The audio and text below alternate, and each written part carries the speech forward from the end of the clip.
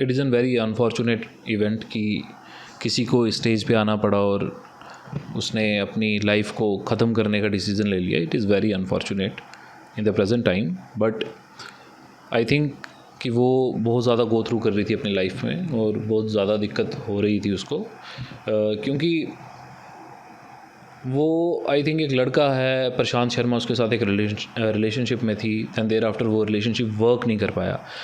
Then उस लड़के ने FIR लगवाई उस पर. वो FIR पेंडिंग है और इसमें चार्जशीट प्रेजेंट हो चुकी हुई है before the learned 4th additional Munsif Jammu. और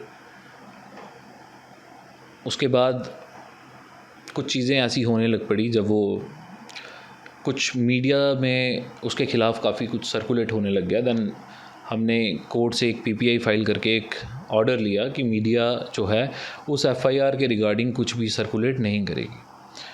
दैन उसके बाद कुछ मीडिया चैनल्स ने उसे अपलोड किया. देर आफ्टर उसके बाद कोर्ट का ऑर्डर का सम्मान करते हुए उन वीडियोस को हाइड कर दिया या डिलीट कर दिया, आई डोंट नो.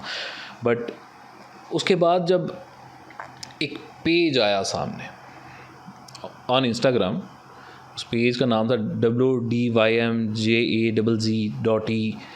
उस पेज पे रोनिशा के ख़िलाफ़ काफ़ी सारी चीज़ें अपलोड होने लगी from the time to time. उसके बाद उसने उन चीज़ों के रिगार्डिंग कंप्लेंट की. वो चीज़ें कोई नॉर्मल चीज़ें नहीं थी, वो चीज़ें ऑब्सीन थिंग्स थी.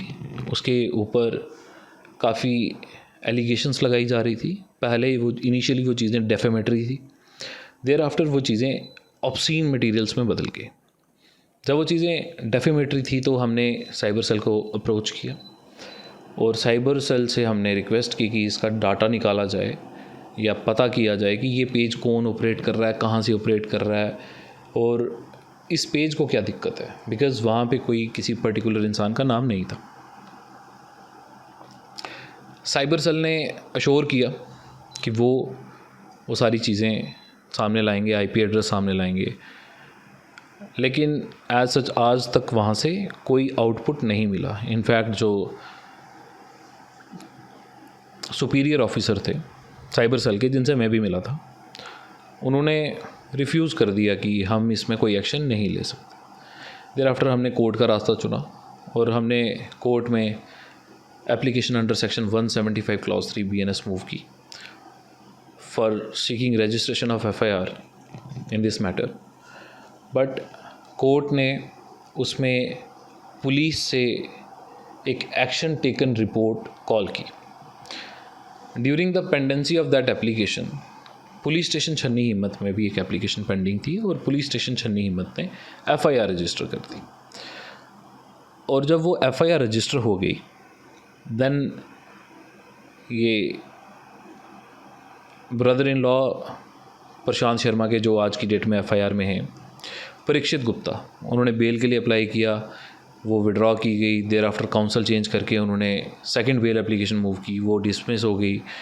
देर आफ्टर उन्होंने हाई कोर्ट को अप्रोच किया for the quashment of FIR under section 482 BNSS और उसमें कोर्ट ने इनको इंटरिम रिलीफ ग्रांट करते हुए FIR को स्टे किया. Now FIR state and in the meantime police authorities and Ronisha Satti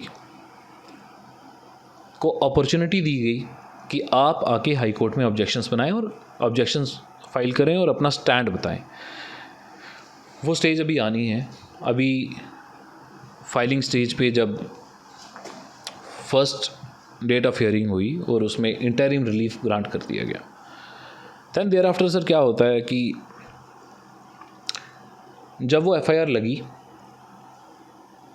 और जब वो स्टे हुई, ये ड्यूरेशन है 10 दिन की. इन 10 दिनों के दौरान वो पेज जो उस लड़की के ख़िलाफ़ ऑब्सीन मटेरियल्स अपलोड कर रहा था, वो पेज बंद हो गया. और जैसे ही वो FIR स्टे होती है, वो पेज फिर से एक्टिवेट हो गया. वो पेज एक्टिवेट हुआ और वो पेज कुछ चीज़ें अपलोड करनी स्टार्ट करके. प्रशांत शर्मा जो मेन एक्यूज़ था इस केस में, उसने अपने इंस्टाग्राम हैंडल पे अपलोड किया कि इस बार समस्या का ऐसा समाधान करेंगे कि समस्या कभी पैदा ही नहीं होगी। इस चीज़ का स्क्रीनशॉट मैं आपको प्रोवाइड कर दूंगा जो मेरे क्लाइंट ने मुझे प्रोवाइड किया। फिर सर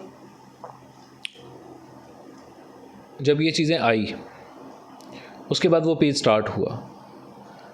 इस बार जब वो पेज फिर से स्टार्ट हुआ उसने रोनिशा के ख़िलाफ़ चीज़ें और गंदी तरह डालनी स्टार्ट कर दी। लाइक डेफेमेटरी कंटेंट बहुत ज़्यादा था। It is punishable in the eyes of law और ये सीरियस ऑफेंसेस हैं अंडर IT एक्ट BNS। जब ये सारी चीज़ें देखी रोनिशा ने, वो डिप्रेस्ड हुई। उसने मेरे से ओपिनियन मांगा। मैंने कहा अभी FIR स्टे है हाई कोर्ट में, हम इसमें ऑब्जेक्शंस फाइल करेंगे। ऑब्जेक्शंस फाइल करने के बाद हम डेफिनेटली कोर्ट को अपना वर्जन बताएंगे और बताएंगे कि ये सारी चीज़ें इस पेज द्वारा अपलोड की गई हैं। तो कोर्ट में अभी हमने ऑब्जेक्शंस फाइल करने थे।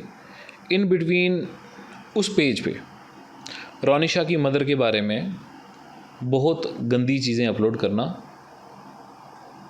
स्टार्ट हो गई। रोनिशा के ख़िलाफ़ भी बहुत चीज़ें अपलोड होना स्टार्ट हो गई और कुछ फ़ोटोज़ कुछ वीडियोज़ ऐसी कल अपलोड कर दी गई जो कि बहुत ही गंदी थी और जो कि देखने लायक भी नहीं थी।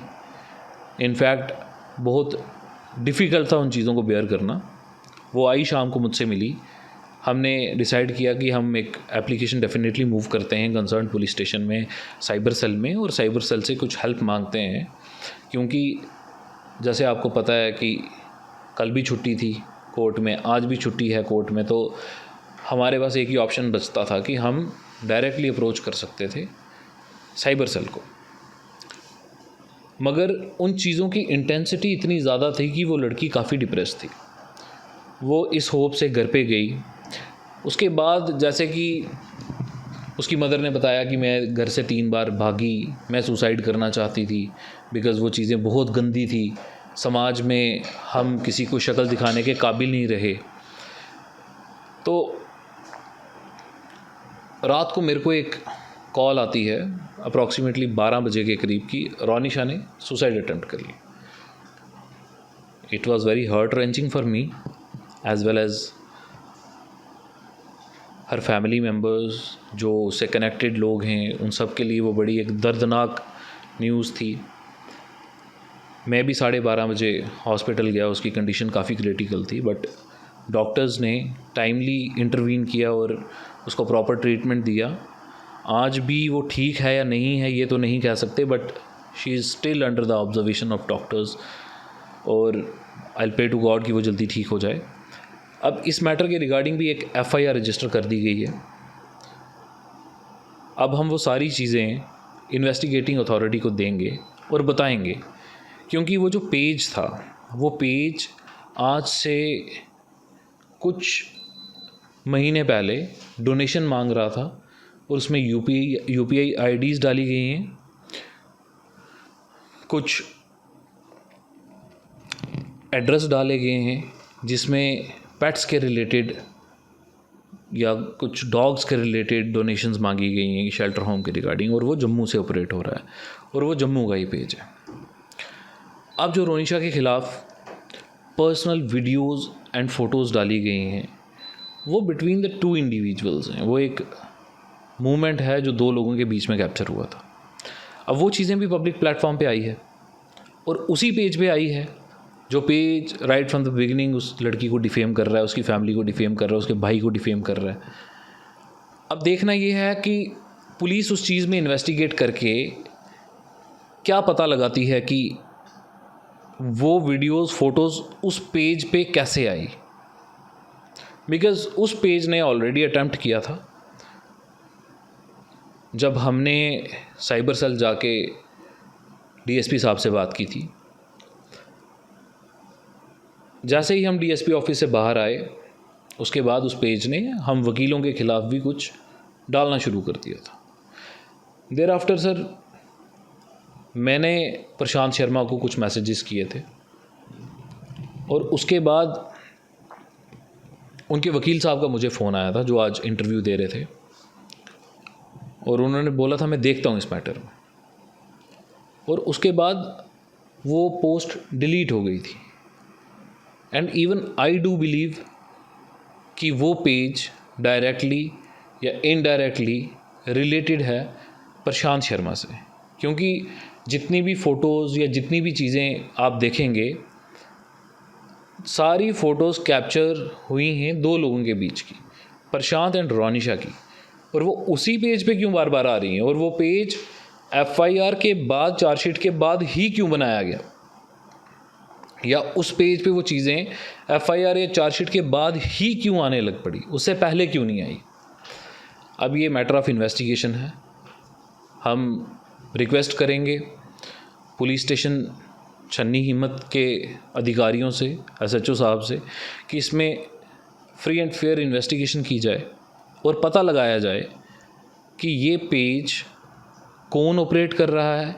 क्या प्रशांत, परीक्षित, रिया और इनके साथ क्या कोई और शख्स भी शामिल है जो इस पेज में ये सारी चीज़ें अपलोड कर रहा था। It is matter of the investigation. और मैं अप्रिशिएट भी करूँगा, हर डिपार्टमेंट में हर लोग बुरे नहीं होते। ये एसएचओ साहब छन्नी हिम्मत ने काफ़ी हेल्प की इस लड़की की, जब वो एक बुरे दौर से गुज़र रही थी, जब उसको बदनाम किया जा रहा था शहर में। और मिस्टर मनमीत सिंह सब इंस्पेक्टर, उन्होंने भी काफ़ी अच्छा रोल प्ले किया। एंड येस्टरडे नाइट जब हम हॉस्पिटल में थे तो छन्नी पुलिस स्टेशन की टीम भी वहाँ पर थी, जिसमें पंकज शर्मा सब इंस्पेक्टर और तुषार शर्मा सब इंस्पेक्टर, वो भी वहाँ प्रेजेंट थे। और मैं यही रिक्वेस्ट करूँगा कि इसमें फ्री एंड फेयर इन्वेस्टिगेशन की जाए और पता लगाया जाए कि कौन कौन लोग इस एक्ट में शामिल हैं। बाकी हम हर एक चीज़ कोर्ट के सामने प्रेजेंट करेंगे। हम कोर्ट को बताएंगे कि किस तरह से इस लड़की की जो है इमेज को टार्निश किया गया सोसाइटी में। अगर एक कोई एफआईआर थी, उस एफआईआर में अभी वर्डिक्ट आना बाकी है। चार्जशीट प्रेजेंट होने से ये क्लियर नहीं हो जाता कि ये इंसान गिल्टी है। अभी कोर्ट ने चार्ज डिस्चार्ज देखना है, उसके बाद कोर्ट ने ट्रायल चलाना है। अभी तो ट्रायल स्टार्ट ही नहीं हुआ जनाब। उससे पहले उस लड़की को इस पेज पे गिल्टी करार दे के सज़ा भी दी जा चुकी है। बाकी sir, rest is up to the investigating authority, let them do their work. I strongly believe कि वो अपना काम अच्छे से करेंगे और इस चीज़ को सामने लाएंगे जो जो लोग इसमें इन्वॉल्व हैं।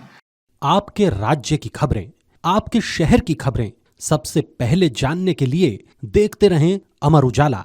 चैनल को सब्सक्राइब जरूर कर लें और पाएं हर अपडेट।